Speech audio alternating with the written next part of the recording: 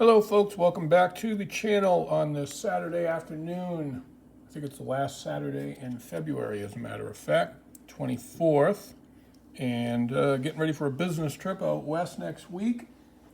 We have another submission that will be back Monday. Monday we have a 20 coin submission coming back, which will be mostly the peace half dollars and the commemoratives. I think a couple 1911D, hopefully AU 55, 58 Lincoln cents. And what we're doing here is getting ready to send in another world submission. They have a special through the end of the quarter. For every 4 coins you send in, you get 1 for free, whether it's regular or economy. So send in 4, get the 5th free.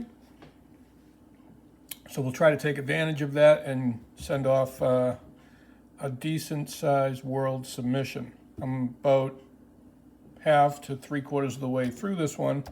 Stopped in mid tracks and said maybe I should do a quick video here. It's been a while. The last couple of videos have been kind of metza, quick, not great setups, not reveals, but open box, because the grades were already revealed by myself. So I just thought I would share. I have a lot of world coins. I'm trying to decide which ones are worth sending in. Most of these are borderline. They're like maybe $100 or a little bit less or a little bit more, depending on how they end up grading. But the reality is, even at $30, $33 a coin, maybe a little less with the special, the realization on these is, not that I have any plans on selling any of them immediately, but they're a lot more liquid, certified. And there's really not that many certified. So that gives you a little upper hand because the populations are so much smaller than U.S. coins. What inspired this was this 8 reals Mexico 1828 Pi, PIJS variety. I put the PCGS coin number in because Stacks and Bowers actually has this coin, which will be live auctioned on the 28th of February. So if you go to Stacks and Bowers and you put in, go to their February 28th live auction, go to 1828 8 reals, I'm sure it'll pop right up. That's the coin number. PCGS coin number. It's an XF45, and in looking at that coin, I think that means the one that I'm about to send in is all of an XF45, possibly an AU, although there is a couple of scratches on it that may hinder this coin from getting a straight grade. When I first looked at it, before I saw the Stacks coin, I thought it was a VF35 or an XF40. But upon a little closer examination, it's hard to tell with coins you don't look at all the time, but in terms of where, but even though the camera, again, the lighting isn't superb, there's the scratches below CANA, and those will probably put it in a details holder, but again, I'm not sure what they do with these older coins. The These are tricky. Look at the eagle wings. You can see how rounded they are at the top of the wings, top of the feathers rather. Right, so this is what I was, trying to wrap my head around or try to get a grip. Or look at the veins in the leaves. The fact that those are very high points. So essentially, what I'm saying is there's not a lot of high point wear. Also, the Libertad is full. If you look at the Stacks coin, it's quite worn. Now, this is the exact same variety, 8 R reales PI, 1828 JS, the mint, 10 dinero, 20 grams, ISS PI, PISS. So, the estimate on the PCGS XF45 was $200 to $300, and the NGC price guide an AU 50 is, I think, 250, something like that. So, you know, even if this were XF or A, I think it might actually be AU when you look at the XF 45 Stax coin. I mean, there's some bumps and stuff, but that's to be expected on these old, early 19th century 8 reals. The scratches for sure probably will prevent it, but you just don't know how they grade these and what's acceptable and what's not with these much older coins. The Stax coin has a nice look to it, nice smooth, clean patina versus this one being a little bit more beat up a little bit, if you will. So interesting to see what happens. I just felt that a lot of these are faked as well. Weight is right on, the diameter and thickness is right on. I'm not sure if we get the, you know, there's, in the fields, we're getting a nice luster reflection in the light, but it's really not coming through here, which I can clearly see. My camera's an iPad, so, you know, whether that helps or hurts, the jury's out. Let me try grabbing one thing. Hold on one second.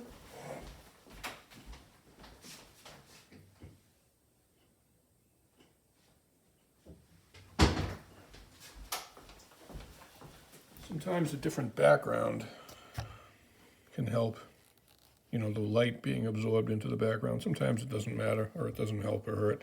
Anyways, this is the first coin in that list. So then we have a couple of German coins, and I'm not going to go through these all. We'll be here forever. We have this Third Reich 5 Reichsmark coin, but this one is one of the rarer mints. This is in 1936 J. 5 Reichs or 5 Reichmark. So you're take it out of the flip. So there's your J mint mark to the left of the shoulder. And the date of the coin was actually on the reverse. This 1847 to 1934, I believe, is the life, lifespan, rather. So 1936. So the 1936 J is one of the key dates of the Third Reich coins, and actually an AU 58, or I believe it's like a $250 price guide. So I think that's what we have here. I would call this a 58. It's got pretty much full luster. It's got a little bit of high point rub, some marks that aren't consistent with bag marks, more handling marks or circulation marks. But a pretty nice coin. Sometimes not holding it. Pretty nice coin.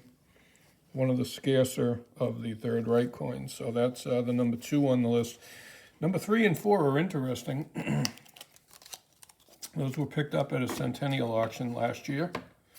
And again, I'm not going to spend a ton of time on all of these individually, but these are just 1 mark coins, 1954 and 1957, but the 1954 G is one of the key dates. It's actually $425 in XF40. According to NGC price guide, even if it's $200, I would be thrilled. It's a copper nickel coin with a low mintage, but basically gave it away. Nobody wanted them. It was part of like 3 other lots that went all together for like $100. And the 1957 J mint mark, 1957, and the J is on the back, right there under the eagle. Like $100 coin. Then we have a bunch of, I think, Florins and Shillings. So we have some of the older, you know, these are probably $50 to $75 coins, nothing outrageous. We sent a few of these in, not this particular variety. The older ones from the turn of the century, KM 801.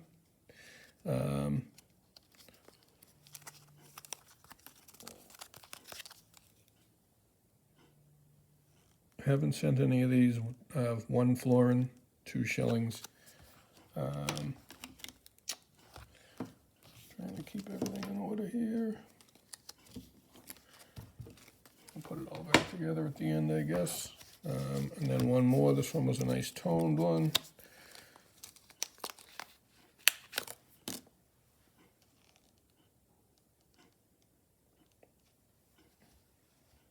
Probably a XF45 if it's straight grades.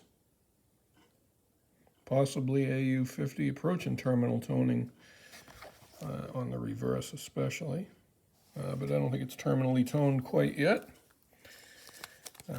And then we have a couple 1 shillings that I also call AU58s, although these borderline mint state.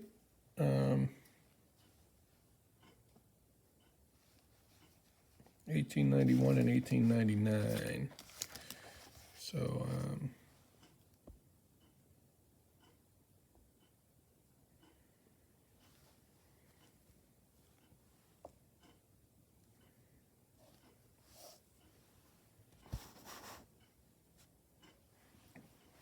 probably an AU58, I would think. You know, a little cleany looking, but really they're not, I don't think. I mean, it's my opinion. You know, speaking of clean coins and looking at coins on the internet, it's so hard.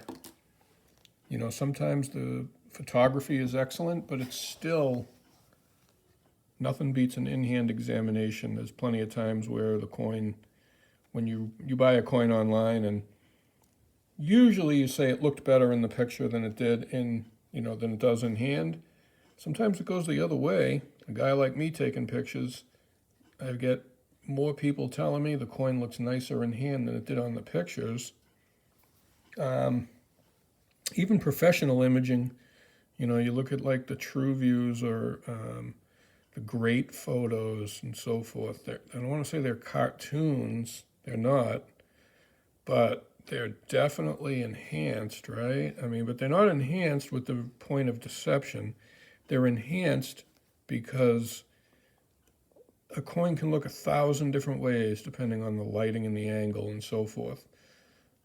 And a dubious seller can take it at an angle that's favorable to increasing his bottom line. And coins can look completely problem-free. So, and it can happen even with professional photography, like in a heritage auction. It's just so hard. You know, you can get an idea, and you know, you can be right often. You know, you can say that's an AU55, and you can be right 50, 60, 70% of the time, but there are going to be times that it's just, you're just not going to be able to tell. And it's just the nature of what coin collecting is.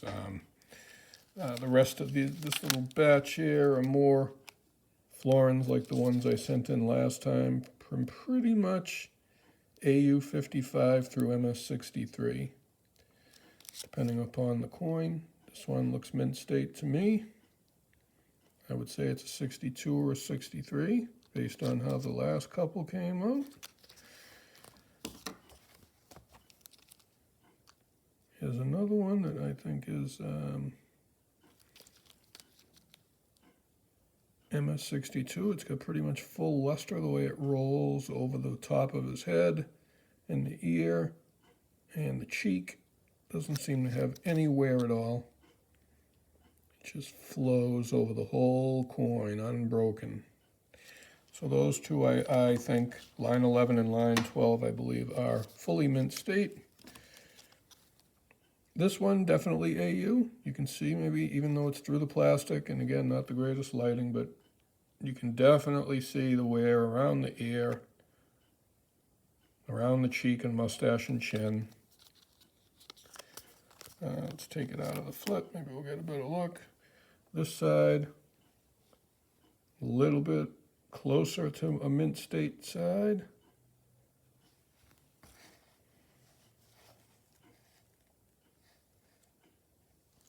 Still I would call it a 58, maybe a 55. Okay, we have multiple line 10 because they're all the same date. Nice toned example. These are all 1916.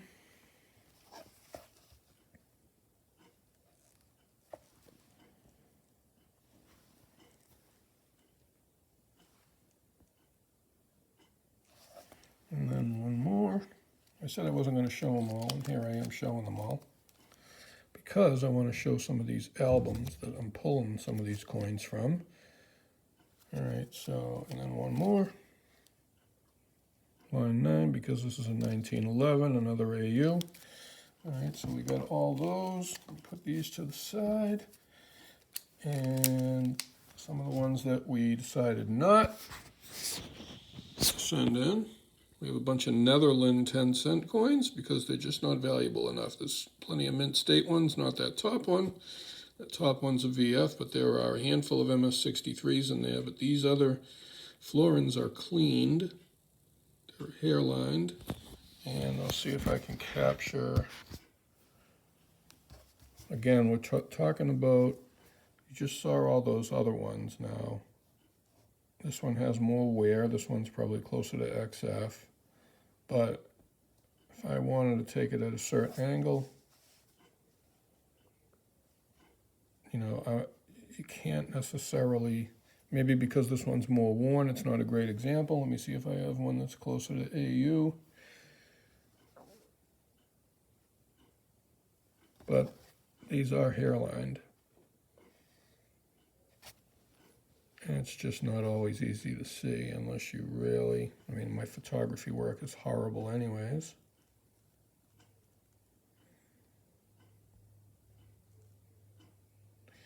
I guess you'll have to trust me on that.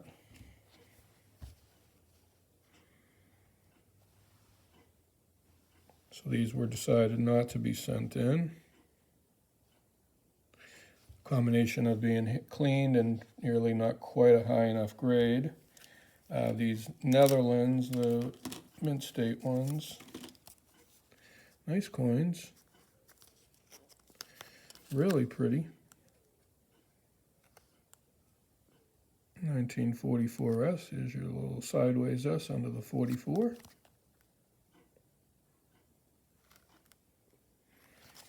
Couple more.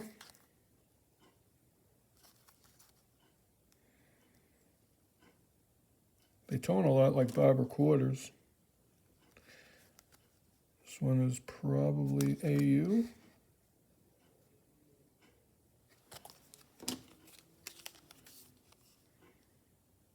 Certainly very fine. XF. Fine to very fine. All right, so none of those are quite valuable enough to make sense to send in. Probably, you know, $20 to $40 coins in general. And then we have some early dimes, Canada dimes. So this 1870 dime, line 13, or, 1 second.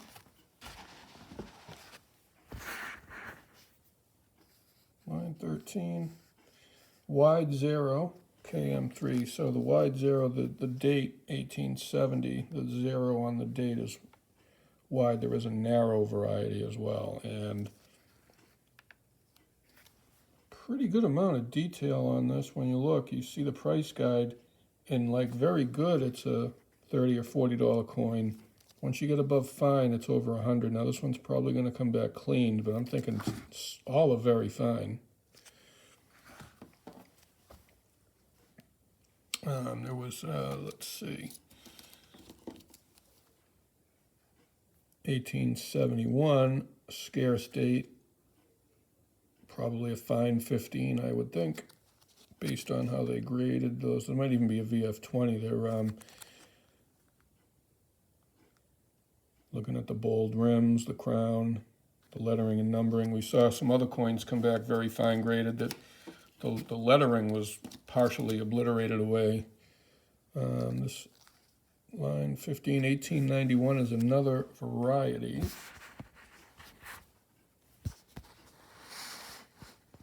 So the 1891, 21 leaves. There's a 21 leaf and a 22 leaf variety. And this coin has a lot of detail remaining.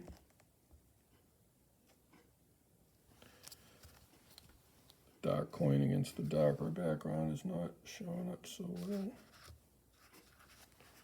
Let's see if I can get a...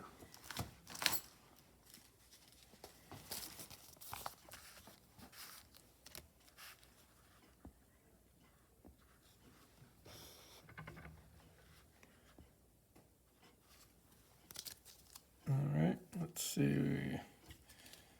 Another dime. 1894, another low mintage in that very fine range.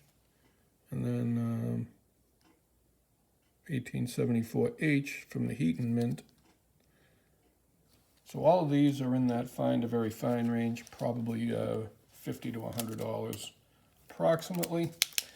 And let's move this out of the way. We have a bunch of albums that we were pulling these from. So we have this Canadian Dime album.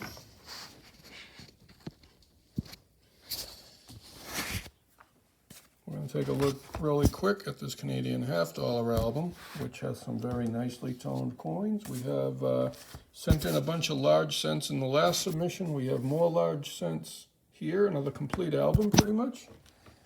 And then we have another complete album of large cents right here, complete with all the, not all the varieties, but the major varieties. 1858, all the 59s, so forth. If you might recall a couple videos ago, we got that 1858 XF45 with the metal variety, which means the heads and tails are facing the same direction. And then we have this Canadian dollar album. And this is complete from 1935 through the 70s. We do have the key date, $46. There's a rim ding, actually that's the light, but there is a rim ding, but that's not it. That's the light. But there is some damage on the 46, or the 48, I'm sorry, not 46. The 1948, which is right here. There's your rim damage on the 48. So we do have the key date. 37 is mint state. Some of these, a lot of these are clean. 39 is in decent shape. So we do have some nice, but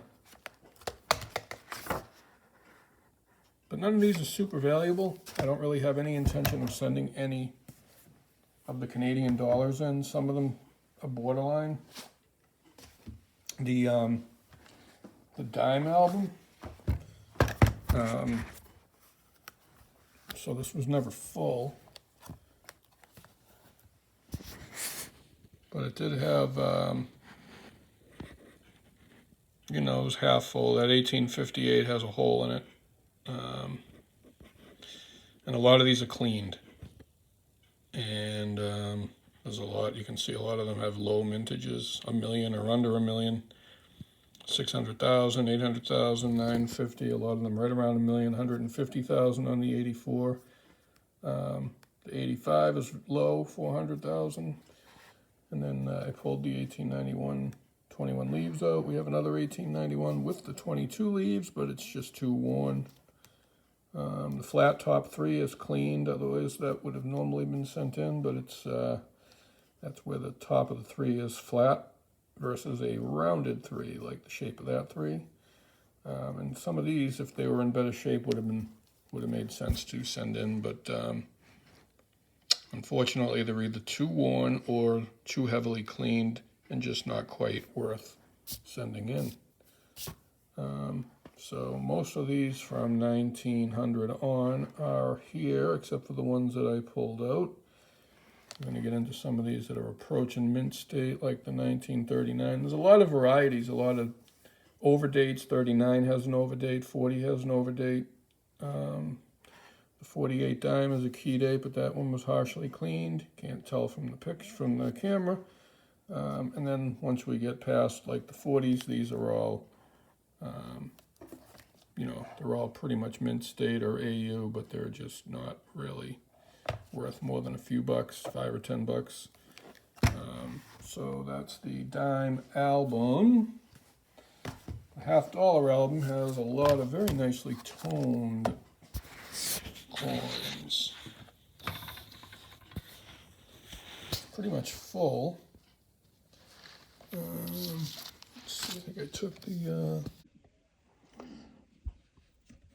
so I figured I'd crack out the light box just for the $50, because we're really not getting the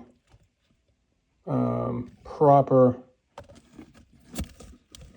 idea of what they look like without it. So the light box certainly does make these look a little bit closer to how they look in hand. So it's kind of cramped working quarters. I do not like touching them with my hands, but we'll touch a few. So you can tell right off the rip, this one definitely has some marks on the surface, but these are proof-like surfaces. And it's a fine line between whether that's cleaning or just abrasions. So they grade these differently than US coins. That's all I can tell you. Some of the ones I've sent in the last couple World Coin submissions have pretty much told me that. And some of the ones I've seen in holders, the majority of these coins have been cleaned. I guess it's just a matter of what's market acceptable, if you will. It's very hard to find these without any sort of hairlines at all. Very, very hard. And these are more abrasions than they are hairlines from somebody scrubbing the coin, brushing the coin, wiping the coin. It's also a lot closer to mint state than I originally thought. A lot of these, this one, I pulled this one out simply because of the toning. Rather than me trying to fight with getting it back into the holder, I'll put them back in after when I have a chance to put some gloves on. And I had gloves. Where did I see them? I just saw them. Shoot. Well, so be it.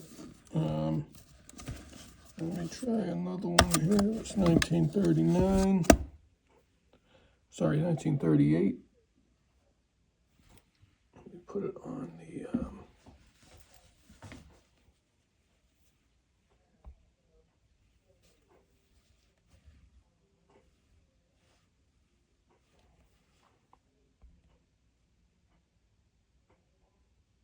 Really nice, huh? I think it's really nice. This one definitely AU. The last one was close. But, I mean, the toning, this one is, you know, AU 53, 55, I would think. Which really means it's about a $40 coin, but it's hard to believe because the mintage is like 150,000 coins.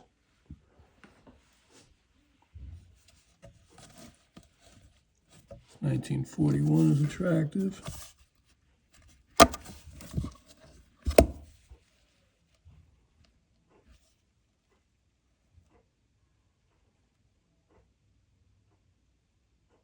See if I can get you the maple leaf shot better here too.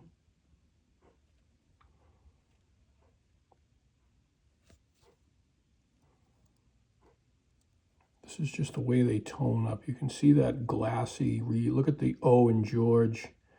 Certain areas where that reflectivity is shining through that thick toning. And it's pretty much got full luster. I mean, it's pretty tricky. At first blush, you'd say, yeah, that's like XF, maybe low-end AU. It's actually closer to higher-end AU. I bet if I submitted this, if it didn't come back details, I think it's a 55.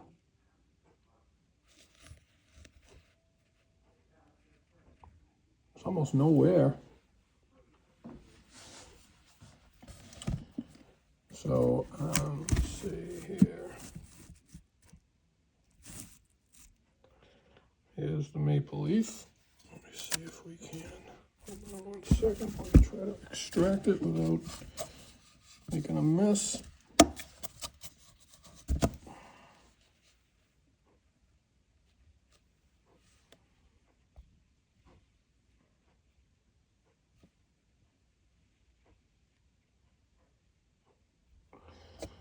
So my hand's a little shaky. The light comes on too bright.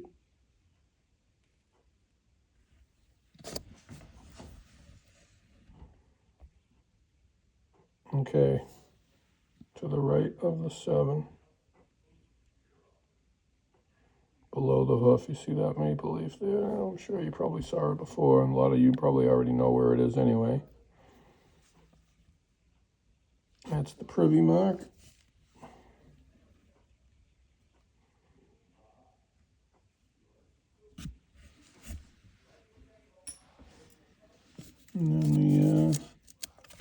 And then this 1945 is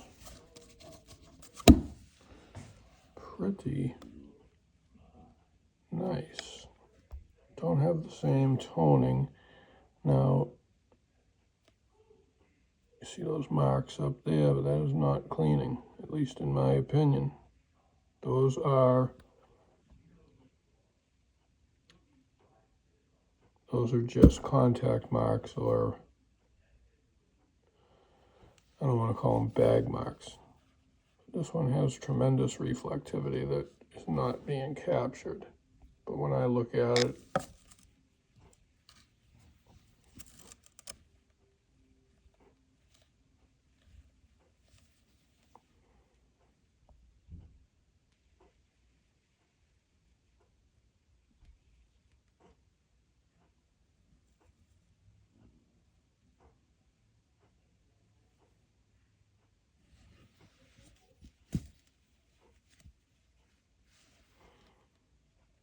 and then the 1948.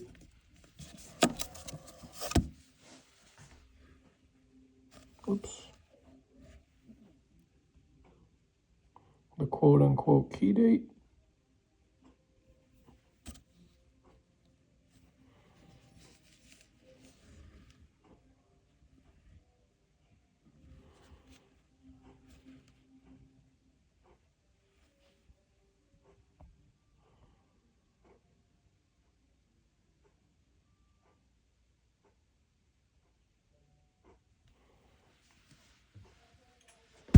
If we flip the page, as Bob Seger would say.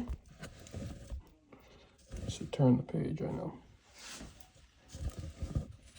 1949. See if we can get a better look at that one. 1 second. We didn't have the sheaths taken out of this page.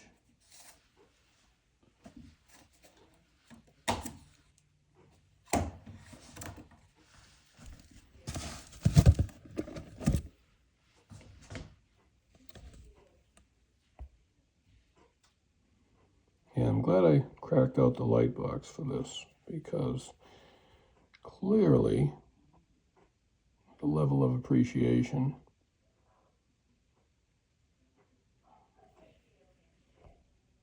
goes up.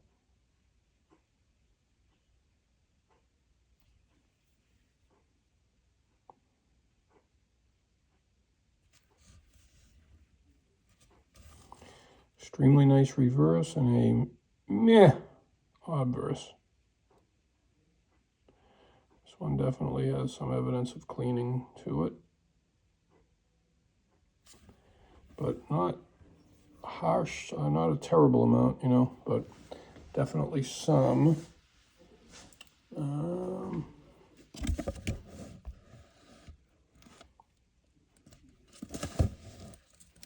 Let's see. We get into some of these other ones. Some of the more closer to modern from the 50s.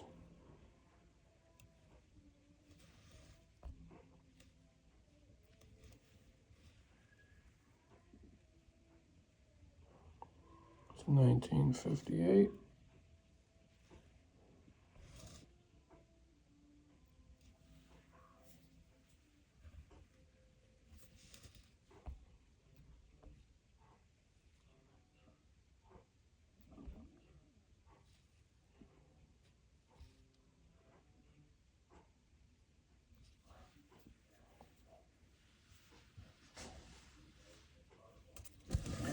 And then let's see, can we get, yeah, I think the 1961 will show some nice mirror. This 59 probably as well.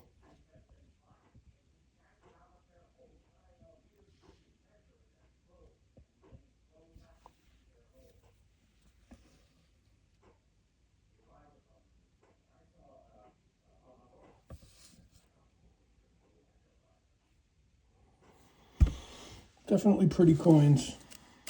1954 looks pretty nice. Let's see.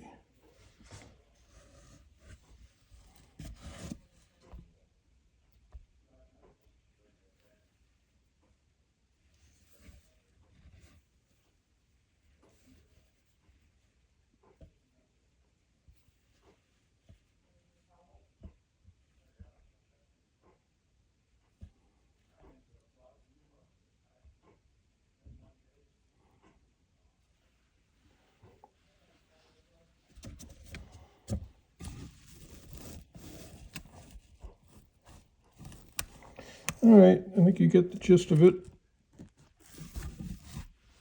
This album was actually complete. There's your, effectively your your centennial coin. It's 1867. Very, very common.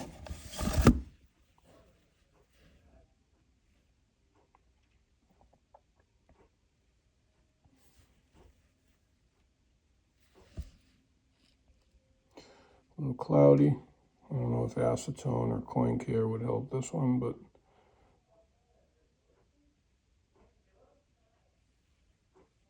that's haze more than hairlines. You would see scratches. You would see a different refraction of the light. That's more haze, which is unfortunate. It's going to be probably would need like professional restoration. Simply not worth it. All right, folks. Well, I just wanted to give you an idea of what the $50 album actually looked like in better light. Probably doesn't make sense to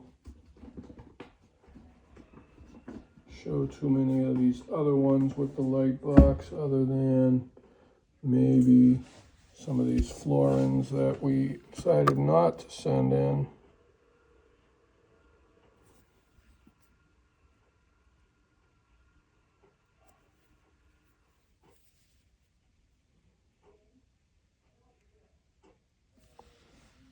Not sure we're going to pick up on what I'm looking for. I'm trying to show you the hairlines.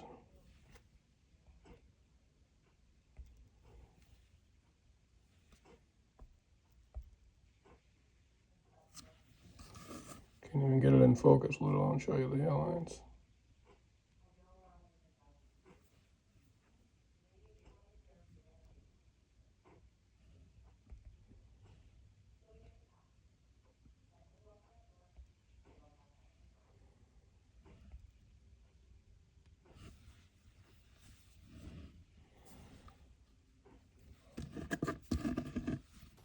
This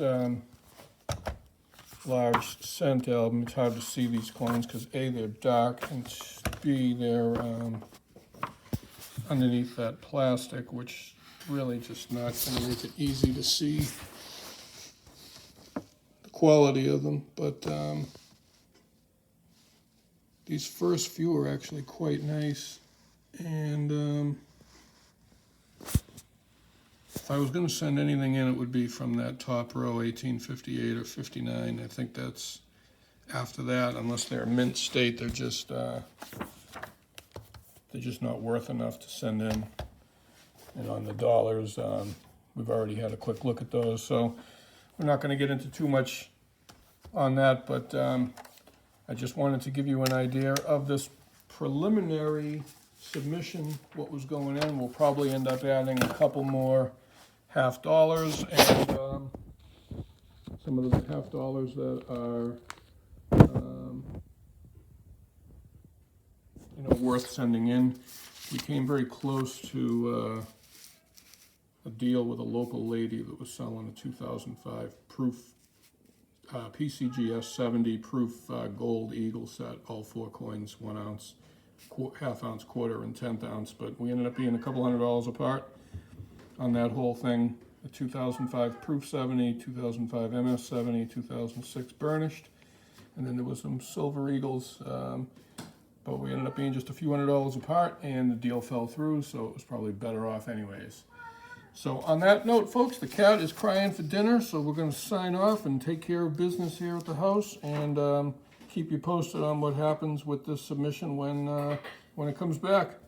If you enjoy the video, like, comment, subscribe. Don't forget to leave any comments at all, good, bad, or ugly. We take constructive criticism with the best of them, and appreciate all of your feedback. samscoinsandheavymetal.com, samscoinsandheavymetal@gmail.com, and find us on eBay under the same name, Sam's Coins and Heavy Metal, with an underscore in between each word. You folks have a great rest of your weekend. Thanks again. Take care.